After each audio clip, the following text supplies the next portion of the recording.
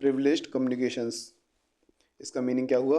Private conversations between certain people that the law protects from being shared in court.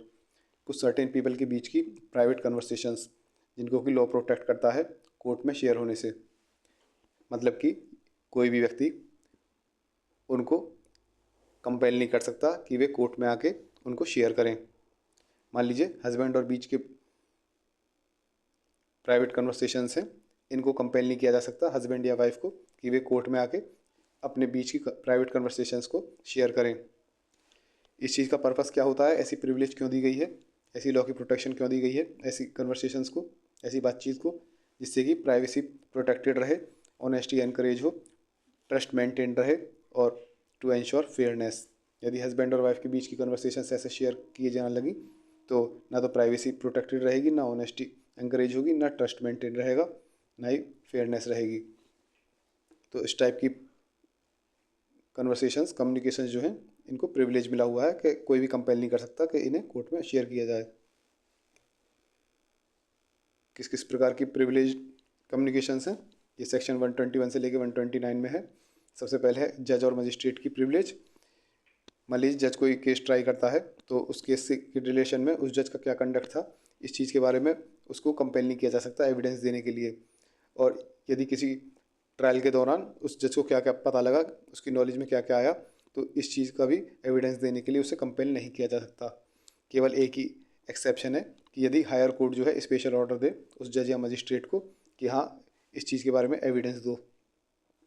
Example के तौर पर मान लीजिए ए कोई अक्यूज्ड है, उसके ऊपर केस चल रहा है कि तुमने फॉल्स एविडेंस दिया था मजिस्ट्रेट बी के सामने। मजिस्ट्रेट बी है, बी यहाँ पर मजिस्ट्रेट है, उसके सामने तुमने फॉल्स एविडेंस दिया था। तो यहाँ पर बी से कुछ नहीं पूछा जा सकता क्योंकि इसको प्रिविलेज मिली हुई है कि इससे ये नहीं पूछा जा सकता कि ए ने क्या कहा था।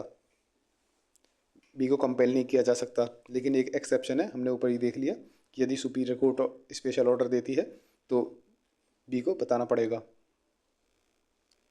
कम्युनिकेशंस ड्यूरिंग मैरिज, मैरिज के दौरान की कम्युनिकेशंस, हस्बैंड और वाइफ के बीच की जो कम्युनिकेशंस होती हैं उन्हें कंपेल नहीं किया जा सकता कि आप अपने बीच की कम्युनिकेशंस को डिस्क्लोज़ करो, और ये कम्युनिकेशन मैरिज के कंटिन्यूस के दौरान होनी चाहिए। Evidence as to affairs of the state, state के कोई अफेयर्स हैं उनसे रिलेटेड कोई ऑफिशियल रिकॉर्ड है जो कि पब्लिश्ड नहीं है, अनपब्लिश्ड है, तो ऐसे ऑफिशियल रिकॉर्ड से जो कि अनपब्लिश्ड है उससे कोई भी एविडेंस ड्राइव करके दिया नहीं जा सकता किसी भी व्यक्ति द्वारा। केवल एक ही कंडीशन में दिया जा सकता है जब उस डिपार्टमेंट का हेड परमिशन दे दे, और ये डिपार्टमेंट के हेड के ऊपर है। यदि उसको ठीक लगेगा वो परमिशन देगा, नहीं लगेगा तो वो विदहोल्ड कर लेगा, वह परमिशन नहीं देगा। ऑफिशियल कम्युनिकेशन, कोई पब्लिक ऑफिसर है, उस पब्लिक ऑफिसर जो अपने ऑफिशियल कॉन्फिडेंस में, मतलब कि ऑफिशियल ड्यूटी कर रहा हो उस दौरान की उसकी जो कम्युनिकेशंस होंगी, ऑफिशियल कम्युनिकेशंस अपने दूसरे ऑफिसर्स वगैरह के साथ जैसे कम्युनिकेशंस होती हैं, तो उनको उस व्यक्ति को कंपेल नहीं किया जा सकता कि उनके बीच की क्या कम्युनिकेशंस थी। यदि वह उस पब्लिक ऑफिसर को लगता है कि यदि मैं इसको डिस्क्लोज कर दूंगा इस जानकारी को तो ये इससे पब्लिक इंटरेस्ट सफ़र होगा, पब्लिक इंटरेस्ट को हानि पहुंचेगी। Information as to commission of offence, यदि कोई पुलिस ऑफिसर या फिर मजिस्ट्रेट कोई केस स्टार्ट करता है तो उन्हें ये कंपेल नहीं किया जा सकता ये बताने के लिए कि ये जानकारी उनको किसने दी थी कि ऑफेंस कमिट हुआ है।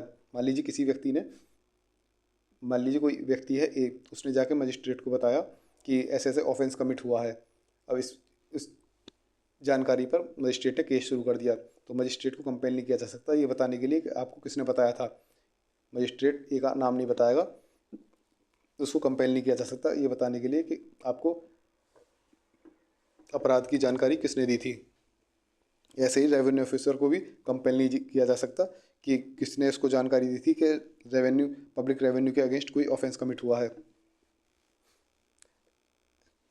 अगली प्रिविलेज है प्रोफेशनल कम्युनिकेशन। कोई भी एडवोकेट बिना अपने क्लाइंट के कंसेंट के उस एडवोकेट और क्लाइंट के बीच की जो कम्युनिकेशंस हुई हैं उनको डिस्क्लोज नहीं करेगा जब तक वह उसका एडवोकेट था, और यदि उसके सामने कोई डॉक्यूमेंट आया है तो उस डॉक्यूमेंट के कंटेंट्स को डिस्क्लोज नहीं करेगा, और यदि उसने कोई एडवाइस दी है अपने क्लाइंट को तो वो भी डिस्क्लोज नहीं करेगा। मान लीजिए ए कोई क्लाइंट है, वह बी से कहता है, बी वकील है, कि मैंने फॉर्जरी की है, जालसाजी की है, मैं चाहता हूँ आप मुझे डिफेंड करें। किसी भी गिल्टी पर्सन का डिफेंस करना ये कोई क्राइम नहीं है। वह ये नहीं कह रहा उससे कि आओ चलो मिलके हम नई जालसाजी करें, वह बस ये कह रहा है कि मैंने फॉर्जरी की है, आप मेरा केस लड़िए। वह फॉर्जरी कर चुका है, अब आगे नहीं कर रहा, इसलिए ये कम्युनिकेशन प्रोटेक्टेड है। आप ये जानकारी कहीं और कोर्ट में जाके नहीं बताएंगे कि इसने मुझसे ऐसा कहा था कि मैंने फॉर्जरी कमिट की है। इसके कुछ एक्सेप्शंस हैं। एक्सेप्शंस वही हैं कि ऐसा नहीं कि किसी इलीगल पर्पस के फर्दरेंस में कोई कम्युनिकेशन की गई हो।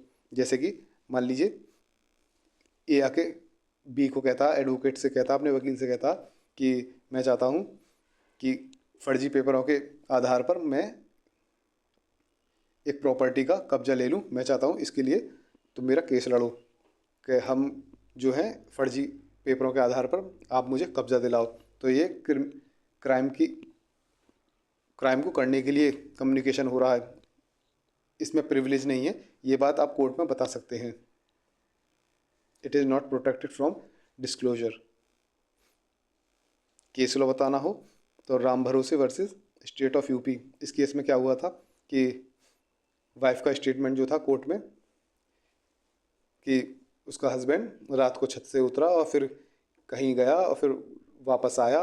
वापस आने के बाद उसने नहाया धोया, नहा धोने के बाद उसने इसको, जो वाइफ है, इसको कुछ ऑर्नामेंट्स वगैरह दिए, जेवरात वगैरह दिए, और फिर वाइफ ने इससे पूछा कि ये कहाँ से लाए हो, तो इसने बताया कि मैं वहाँ एक घर पे गया था, वहाँ से लेके आया हूँ।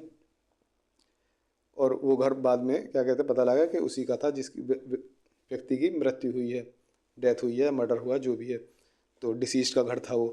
तो इसमें कोर्ट ने कहा कि आप ये तो सब बता सकते हो कि हस्बैंड छत से उतरा, गया, आया, नहाया धोया, ये सब तो बता सकते हो, लेकिन ये नहीं बता सकते कि हस्बैंड ने क्या कहा। हस्बैंड ने ये कहा था ना कि मैं एक घर गया था, वहाँ से उनको लेके आया हूँ। ये हस्बैंड और आपके बीच की जो कम्युनिकेशन है, जो बातचीत हुई है, ये नहीं बता सकते। हस्बैंड का कंडक्ट बता सकते हो कि ऐसे गया, वहाँ से आया, नहाया धोया, ये सब बता सकते हो। The wife could testify the conduct of the husband but not what he said to her. ये जस्टिस वेंकटरम अय्यर इन्होंने कहा था। तो ये प्रिविलेज्ड कम्युनिकेशन थी, एक जज और मजिस्ट्रेट की, दूसरा मैरिज वाली, तीसरा अफेयर्स ऑफ द स्टेट, फिर ऑफिशियल कम्युनिकेशन, और फिर आपका कमीशन ऑफेंस। कोई बताता है कोई ऑफेंस कमिट हुआ है तो इसको डिस्क्लोज नहीं करना। एक हुआ आपकी प्रोफेशनल कम्युनिकेशन।